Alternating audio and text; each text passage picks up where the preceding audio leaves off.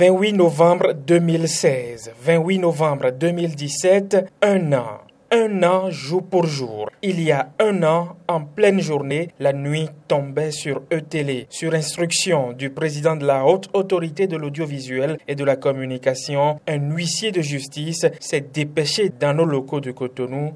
Objectif, vider les lieux et mettre des scellés. La RAC nous a notifié une décision conservatoire, de mesures conservatoires. Voilà, c'est ce que la décision dit. On ne sait pas ce que la RAC est en train de conserver, mais on était là par voie d'huissier.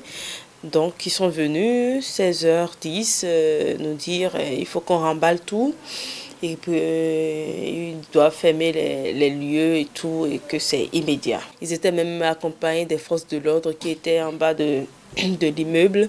Ils nous disaient que si on résistait un peu, ils allaient faire intervenir les forces de l'ordre pour nous faire sortir de l'immeuble. Donc voilà.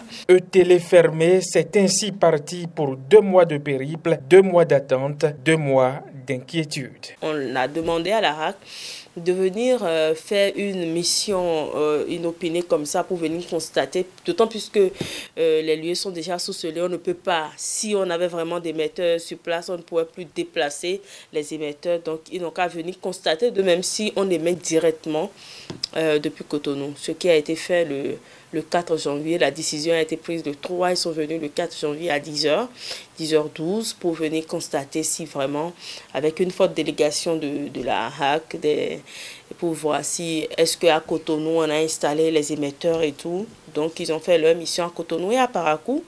Ils ont constaté qu'à Cotonou, là où on est actuellement, qu'on n'avait pas d'émetteurs et tout, et que ce que la RAC nous reprochait, c'était pas fondé. S'il est vrai que les textes de loi accordent la possibilité au président de la RAC de prendre des mesures conservatoires, il n'en demeure pas moins que les mêmes réglementations prévues des démarches à observer, mais qui ont été méconnues par M. Adam Bonitessi. Ce n'est que le 28 janvier 2017 qu'ils nous ont demandé maintenant de commencer par travailler. 2 mois d'attente aux conséquences lourdes pour la chaîne et pour ses agents. On a été arrêtés, mais on a un promoteur qui a du cœur, qui a quand même payé et les salaires parce que de novembre jusqu'à décembre pour certains, donc on a arrêté le contrat de travail pour certains puisque la décision coïncidait avec la fin du contrat du personnel, donc on a arrêté le contrat pour certains. Donc les promoteurs ont attendu que la RAC revienne sur sa décision avant de voir s'il y a possibilité de signer le contrat avec le personnel. Donc on peut dire que pendant ces 2 mois, il y a des gens qui ont perdu leur boulot parce que ils n'ont pas pu prendre leur paye de janvier, par exemple, parce qu'ils sont restés à la maison sans percevoir leur salaire. Et c'est ça.